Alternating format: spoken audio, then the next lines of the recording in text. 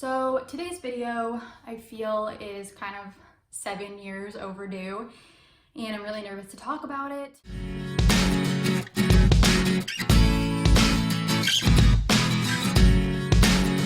Hey everybody, what is up? Welcome back to Vegan Schmegan Blog.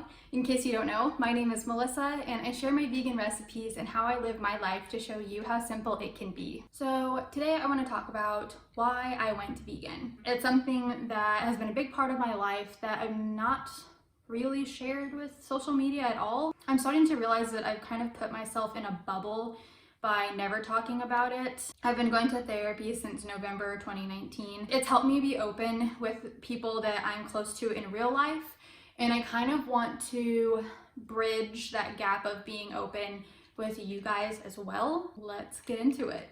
I'm gonna try and tell this story as concisely as possible because it could be an extremely long story, but I just want to put the information out there. So in November of 2013, when I was 22 years old, I was diagnosed with breast cancer. It is called DCIS. It stands for ductal carcinoma in situ. For me, it was in stage like 0 or 1A where it hasn't invaded anywhere, so it was kind of best case scenario. I had a bilateral mastectomy, which means that I had all of my breast tissue and nipples removed from both of my breasts, and I have implants in now. Obviously for most people, there would be a lot of shock coming with being diagnosed with breast cancer at 22 and having a major surgery to remove part of your body. So for me, it wasn't though. Let me explain what I mean. So my family has a genetic mutation called Li Fraumeni Syndrome. What it is basically is in your genes, you have a gene called your P53. For most people, or for people who don't have the mutation, I should say, you just go on replicating your cells and everything goes smooth, everything's good. In the mutation that I have, when your cells are replicated, they don't get the signal that they're not supposed to turn into a tumor or cancer. You have a higher chance of your cells just forming tumors when they are replicating, and that can lead to cancers. The most common cancers with Li Fraumeni syndrome are breast cancer, brain cancer, soft tissue sarcomas. Those are like the number ones, but you're really susceptible to any kind of cancer. I found out that I had the mutation because both of my sisters were diagnosed with brain cancer.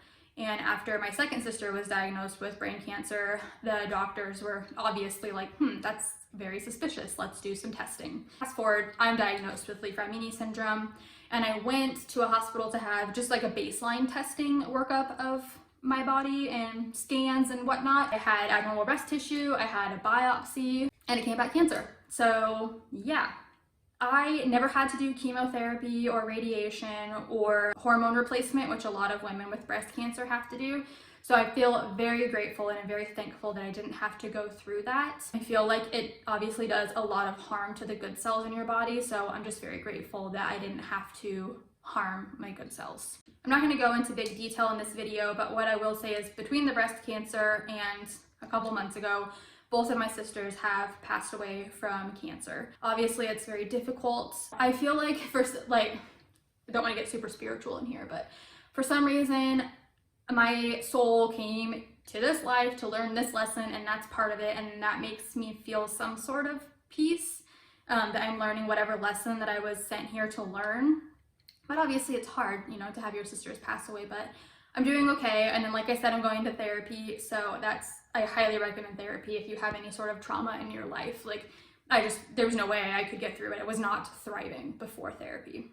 So let's go to April 2020. I have an annual scan every year of my entire body to see if there are any masses or anything that show up on the scan as suspicious, and then we'll do further MRIs and testing as needed. For the past 6 years after the breast cancer, everything's been kosher. And then this year I had a tiny little spot in my scan near my rectal muscle area. So it was identified as probably a sarcoma, so they recommended that I see an oncologist, saw the oncologist, and he recommended that I just have surgery to go ahead and remove it. And we had it tested, and it did come back as a sarcoma. And in case you don't know, a sarcoma is a kind of cancer, so essentially I was diagnosed with cancer for a second time in May last month. Again, I'm extremely grateful and fortunate that this was super early and I don't have to do any chemotherapy or radiation. The doctor just got everything out and they got what is called R0 margins, meaning they left 0 cells and tissue from the cancer. So it's completely out of my body and there's nothing left that should regrow. I'm okay, I'm doing okay. Again, therapy.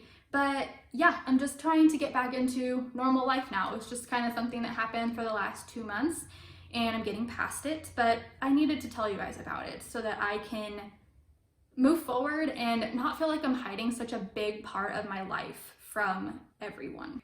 I was just isolating myself so much and I want to share my story. It might help you guys and you might be able to give me some advice that would be really supportive and helpful to me. So I don't want to close myself off to all of that anymore.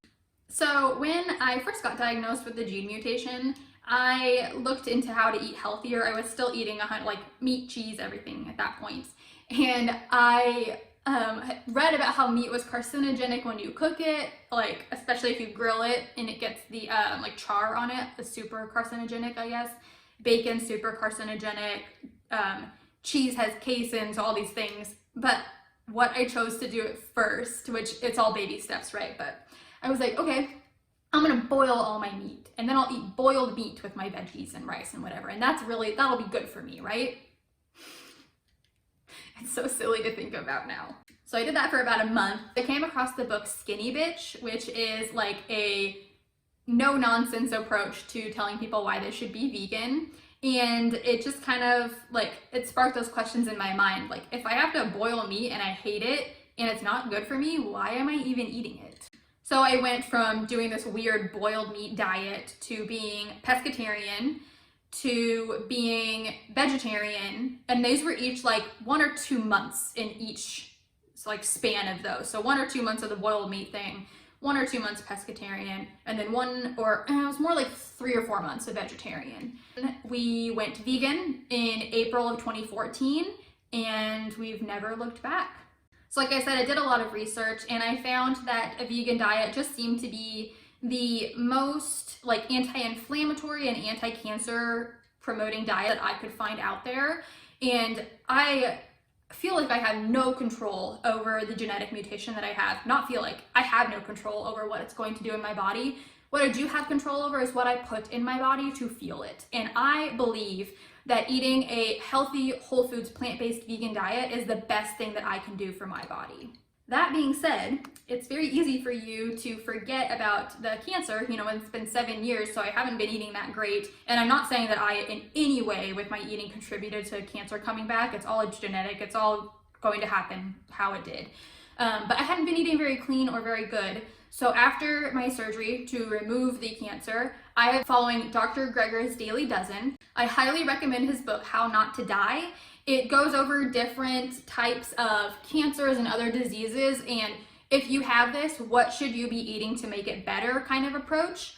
And then he goes over his Daily Dozen, which is his dozen, like you should eat these things every day to get all of the nutrients and vitamins and health that your body needs to thrive. And I did this diet before, I liked it before. It's just very like, I love junk food. I love junk food. I kind of go into a phase where I'm either very clean and healthy or very junky, and I have been very junky. So I went back into eating 100% Daily Dozen, and I do allow myself like small things that are kind of junky. Like today I'm heading out to my niece's birthday party and we're not going to have all whole foods, plant-based food, and that's totally fine. I just want to eat whole food, plant-based, vegan 95% of the time. So yeah, that's what I've been doing. That's my whole story. I'm sure that there are a lot of bits and pieces that I left out, trying to be concise, even though I'm sure this is a long video at this point. If you do have any questions that I didn't go over or you want me to answer, go ahead and leave them in the comments down below. Thank you guys so much for watching today's video. Please don't forget to like and subscribe down below. If you want to click that little notification bell so that you're notified when I post a video, you can do that as well. I share my recipes on Thursdays at 3 p.m. Please take care of yourselves, stay well, and I will talk to you soon. Bye!